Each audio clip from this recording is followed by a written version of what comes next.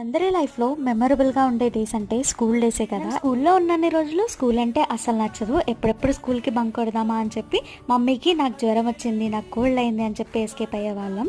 అలా school life అయిపోయిన తర్వాత కాలేజ్కి వచ్చిన తర్వాత కాలేజ్ లైఫ్లో కాలేజ్ని బంక్ కొట్టి ఎంజాయ్ చేస్తాం. కాలేజ్ లైఫ్ అయిపోయిన తర్వాత జాబ్ చేస్తున్నప్పుడు అబ్బా ఆ కాలేజ్ డేస్ బాగుండే కదా, అలా బంక్ కొట్టేసే వాళ్ళం కదా ఇష్టం వచ్చినప్పుడు అని అనుకుంటాం.